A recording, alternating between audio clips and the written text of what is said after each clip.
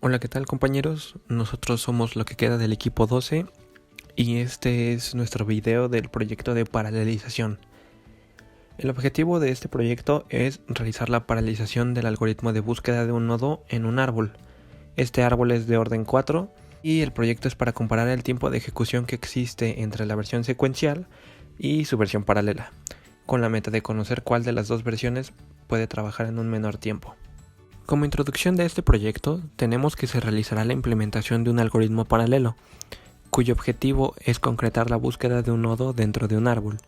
Hay que recordar que un árbol es una estructura de datos no lineal.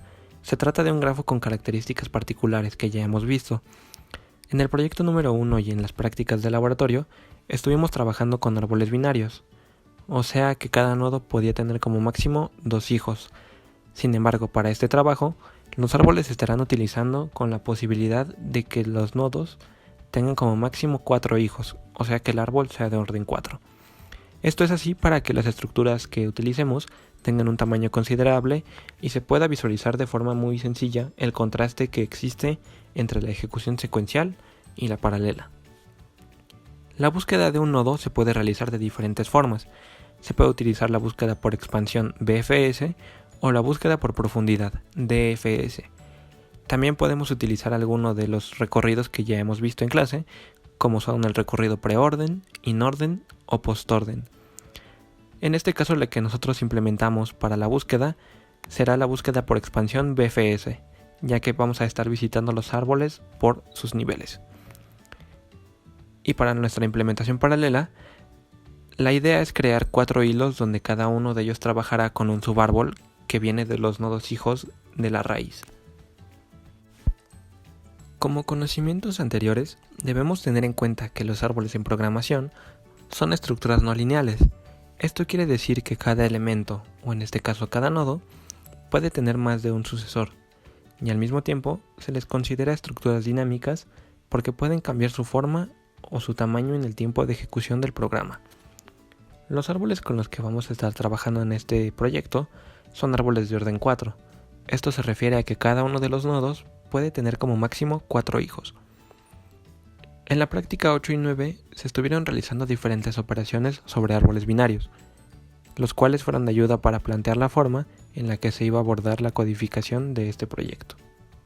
Para comenzar a hablar del proyecto en sí, vamos a abordar en primer lugar la forma secuencial del algoritmo de búsqueda de un nodo dentro de un árbol, para que a partir de este punto se pueda observar de mejor manera la finalidad de hacerle una implementación paralela.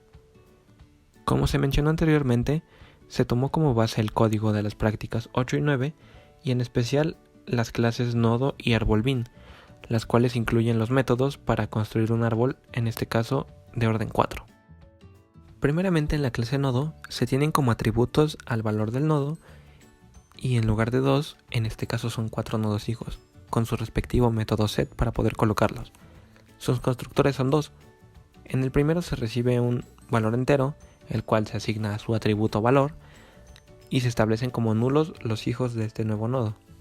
Y en el segundo constructor se va a recibir tanto el valor entero como los nodos que se van a estar asignando en las posiciones en las que vayan ingresando. Y este segundo constructor se va a estar utilizando para inicializar la raíz del árbol. En cuanto al árbol como tal, en la clase árbol solamente se tiene como atributo al nodo raíz y en el constructor se hace la asignación de esta raíz. El método add para añadir nodos se retoma de la práctica 8 y 9, solamente que se incluyen las opciones para asignar a los nodos hijos en la posición 3 y 4. Esto es así para que se puedan asignar en la posición en la que se requiera. Ahora, para imprimir al árbol se utilizan los métodos breadFirst, preorden, inorden y postorden. Solamente se hacen las modificaciones necesarias para que también se impriman los hijos 3 y 4 del nodo. Cabe mencionar para que en el caso del recorrido inorden, el dato del nodo se imprime entre la ejecución inorden del hijo 2 y el hijo 3, para que el dato del nodo principal siga quedando en medio de sus hijos. Ahora, para hacer la búsqueda de algún valor en el árbol, se utiliza el método buscar, el cual se basa en breadFirst. El lenguaje que utilizamos para el proyecto es el de Java. Java utiliza la programación paralela concurrente, que consiste en ejecutar varios procesos en un solo procesador, siguiendo un esquema de paralelismo temporal. Pasando a la implementación del algoritmo, al usuario se le pide que ingrese el valor del nodo que desea buscar. Con un if comprobaremos que el valor del nodo sea igual a la raíz. En caso de ser así, no tendría caso crear los hilos para la búsqueda y solamente mandaríamos el mensaje de que el nodo se encuentra en la raíz. En caso contrario, entonces entraremos en el else e instanciamos los hilos, como se observa en la siguiente imagen. Lo que hacemos es crear 4 clases para poder acceder al método run. Cuando utilizamos la opción de la extensión no es necesario agregar una biblioteca. Cada clase tiene el nombre de hilo 1, hilo 2, hilo 3, hilo 4. En cuanto a los atributos, tenemos 2. El primero es un objeto de la clase árbol. El segundo es una variable de tipo entero llamada num.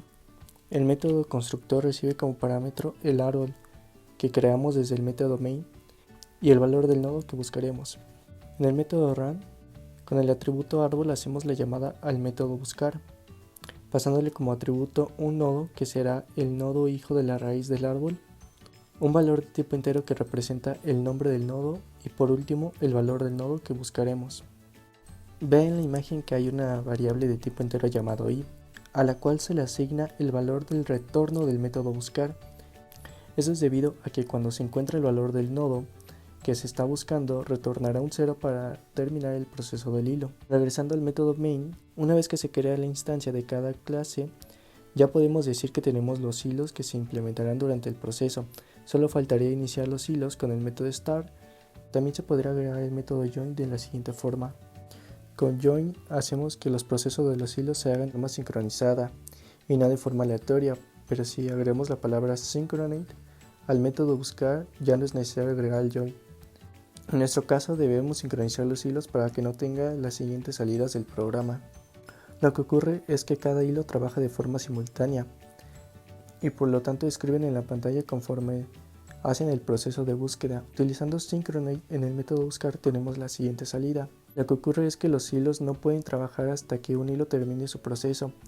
Y lo que vemos es que el primer hilo en hacer el proceso de búsqueda es el hilo 1 y los demás esperan hasta que termine. Después el hilo 4 es el siguiente en hacer el proceso de búsqueda, el hilo 2 y el hilo 3 esperen y así sucesivamente. Lo ideal sería que cuando un hilo encuentre el nodo buscado, el proceso de los demás hilos se detenga o interrumpa. Pero esto no es posible porque cada hilo trabaja de forma independiente, debido a que la paralelización es a nivel de datos, lo que quiere decir que cada hilo trabaje con un subárbol diferente, que aunque tengan la misma instrucción no tienen el mismo dato asignado. El tipo de paralelismo que maneja el programa es el paralelismo a nivel de datos, porque cada hilo tiene una misma tarea, que es la de buscar, pero cada uno de ellos lo hará con un subárbol diferente. En el método run llevará a cabo el proceso de paralelización. Como se observa en la imagen, cada hilo tendrá su propio dato, que es el nodo hijo de la raíz del árbol, por lo que cada hilo llevará a cabo el proceso de búsqueda de forma independiente debido a que los datos con los que trabaja son diferentes. Solo basta con medir el tiempo que tarde el programa en la ejecución de la parte paralela. Llegamos a la conclusión de que nuestro programa es una aplicación paralela trivial porque no se requiere una comunicación entre procesadores, debido a que Java implementa la programación paralela concurrente, donde solo se utiliza un procesador y esto implica que su tiempo de procesamiento sea lineal.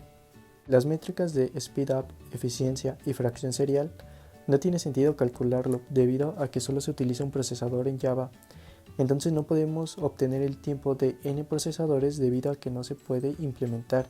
La forma de comunicación es por memoria compartida. En el programa no utilizamos un semáforo porque no tenemos una variable a la cual nos interese modificar por un proceso a la vez. En cuanto a la región sección crítica, tampoco se utiliza porque aunque se aplica a procedimientos locales y como aparentemente se utiliza el mismo método de búsqueda, cada hilo trabaja de forma independiente y no entorpece en el trabajo de los otros hilos. Por lo tanto, no nos importa tener un control de acceso.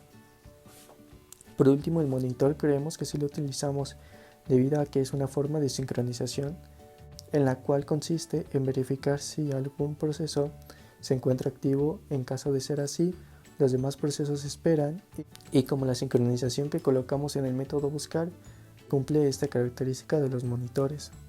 La granularidad de nuestro programa es una granularidad gruesa porque cada proceso hilo que cada proceso, que es nuestro hilo, se realiza de manera independiente, lo que quiere decir que existe muy poca comunicación, y esto se nota en la parte de formas de comunicación, donde no se utiliza un semáforo o una región crítica. En cuanto a la sincronización, se utiliza para obtener un orden en la salida del programa, pero no es tan importante, por lo que se podría omitir esta parte. El balance de carga es estático debido a que las tareas se reparten antes de la ejecución. A nivel de código, específicamente en el método main, es donde se reparten los subárboles a los hilos para que antes de la ejecución cada hilo ya tenga su propia asignación.